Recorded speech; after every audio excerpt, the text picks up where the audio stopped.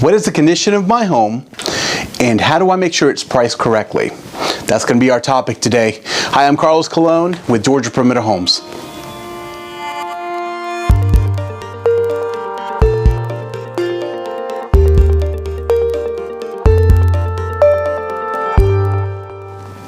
Hey guys, welcome back. This video is going to be tailored more towards the fair property conditions to poor. And then what does that really mean? So if your home is in amazing condition, this video is probably not going to help you a whole lot. This is geared more towards the I need to sell it as is. I don't have the money or the time to mess with it. But how do I know what condition I'm in and where I should fall within a certain margin? First off, we need to define the condition of your home. So there's a couple of ways to do that. We're going to use the terminology, then we're going to define it in the best way that you could probably understand. So number one, poor condition. Number two, fair condition. And number three, average. Number four, above average condition.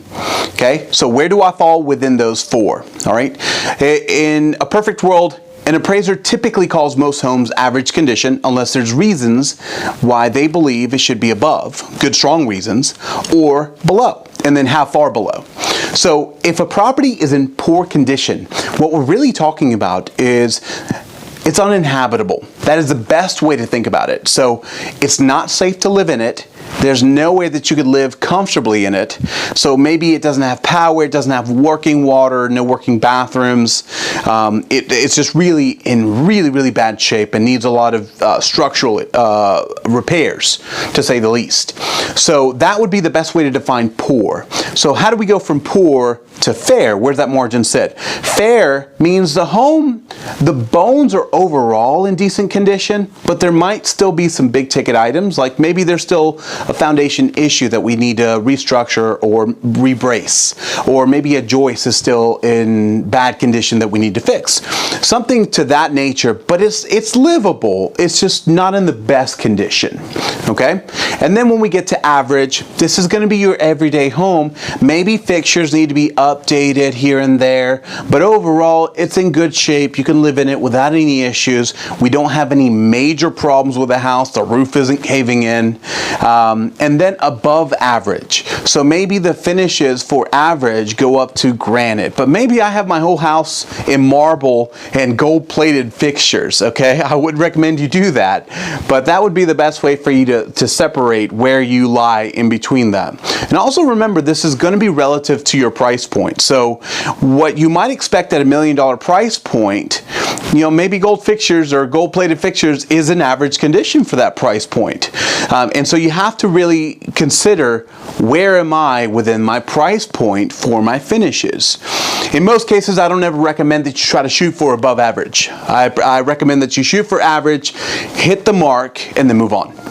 So the differences between each condition, the best way to phrase it is we're talking about the tens of thousands in difference in price point for condition. So when an appraiser is comparing a poor condition property against a fair condition property, we should be at least $10,000, $20,000, $30,000 difference between those two. And so just know, we're not talking about a couple $100 difference between those to get to each level. It's pretty significant. So in some cases, it may not be worth it for you depending on your condition, which rolls us into the next subject. What are my options when I'm going to sell my home depending on what condition it's in?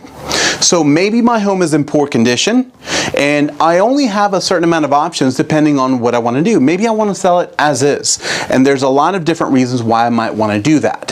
So the three main reasons why I may not want to jump into the whole reno game with a property I own in bad condition would be: number one, I like the time. Number two, I like the money. Or number three, I simply like the motivation. I'm not going to mess with it. I don't have time to mess with it. And it's let the buyer deal with it. I'll price it accordingly. Okay? In either case, this also sets a standard for negotiations leading into the transaction when we get into an offer. So we put it on the market, we receive offers, and in that kind of a situation, basically we have to know that we're walking into negotiations with the buyers or potential buyers going, this is a take it or leave it. I'm not doing anything. So whatever number you offer me, I'm expecting I'm not touching it. This is how we're getting to the closing table, period. Okay, so it puts us in a very easy negotiation position, okay? But maybe sometimes it takes a little bit longer to get to the closing table because we have to find the right buyer that's willing to take on that work for us. Now, to be clear, this does not absolve us of deficiency or defects that we know about in the home. No matter what the condition is of the home, even if you're an investor, okay, if you don't disclose potential safety or structural hazards when you are selling the property that you do know about, if someone gets hurt in the property and it wasn't disclosed and we find out or someone finds out that you knew about it, that's a potential lawsuit and they have the right to sue. And so you want to be very careful about understanding under which guidelines do I have to disclose. You always have to disclose is the answer, whether you lived in it or not. But all we're disclosing is what you know about the property. What you don't know about the property, you just don't know. And that's what we say. The truth, we don't know. But this is what we do know. And we leave it at that. Let the buyer make the decision. Option number 2. Maybe the property is in fair to average condition and we want to make some potential updates, some small updates that are going to help us in price point. And what we're talking about is maybe I want to do a little bit of painting, maybe a little bit of flooring, nothing major, but do some updates to the fixtures in the home. And so that'll make a big difference in how the buyer or potential buyer perceives what the home looks like. So if I have wallpaper, maybe I want to take the wallpaper down and just paint the walls, okay? Those kind of simple updates sometimes will bring back, even though it'll cost you maybe $2,000 or so up front if you're doing it yourself, it might bring back $10,000 to $20,000, $30,000 in return. So to put in 2 and get 30, yeah, that's worth it. But to put in $2,000 and only get $3,000, my time's worth a little bit more than that. So you may want to consider that option when you're leading to it. Number 3 is investing in major repairs. When we're talking about major repairs, we're talking about those foundation issues, roofing issues, replacing all the flooring in the home, replacing all the countertops, really bringing it up to par from where it is to where we think it should be to sell at the highest price point, or maybe to a price point that's going to make it worthwhile. So what we're really talking about here is, should I dump in $20,000 to $30,000 to sell this home potentially for $50,000, $60,000, $80,000 more, or in some cases more than that? And it depends on your situation, but you have to know what position you're in before your real estate agent tells you, hey, let's do this plan, because this is really about you and your money. You want to make sure that your agent is representing you in the best light. And so if you think that there's a question that we need to talk about as far as what upgrades would be worth it, have that conversation up front before you sign the listing agreement. That's extremely important to make sure that we have that discussion and make sure that we're getting the best value for our time and money spent. So what decision you make out of the ones that we just previously discussed is going to depend on one or more of the following.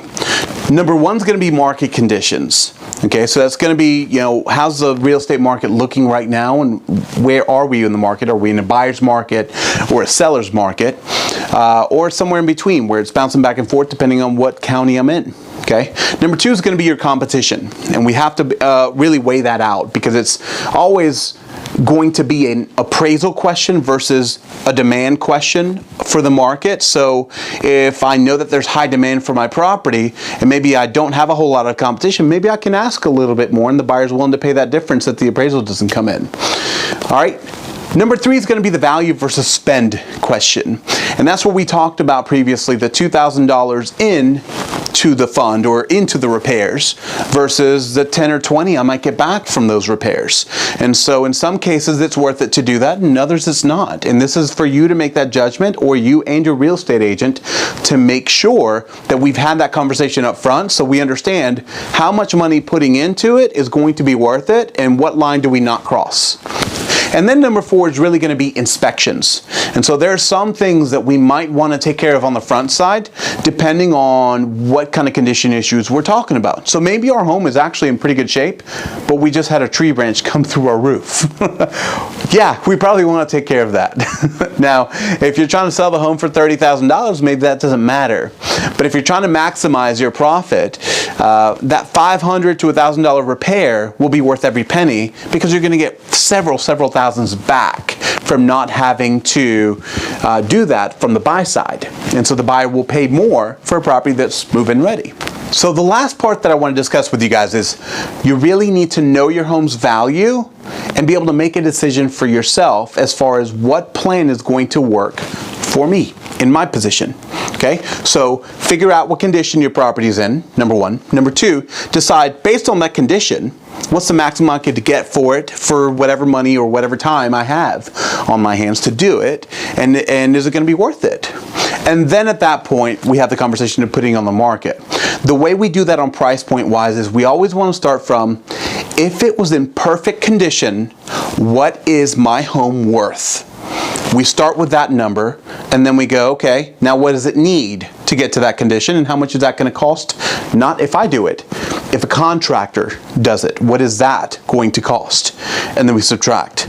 Now here's the other part of it. If we subtract that, that also means that there is a time and a hassle cost for the buyer having to do that themselves. So then we go a little bit lower, so that we can market it to the buyer going, hey, this is cheaper. It's in a little bit, maybe it needs a lot of updates. But you know what? If you do the updates to this, you're going to have $20,000 in equity instead of buying the home that's already done and having no equity to begin with. And so those are questions that help us be able to decide how best to sell it to the buyer and market it to the buyer so we get it under contract quickly and successfully.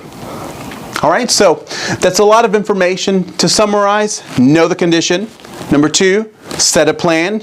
Number three, decide how far do I go into that plan and what's it worth for me at the end in order to make sure that end result is what I want it to be.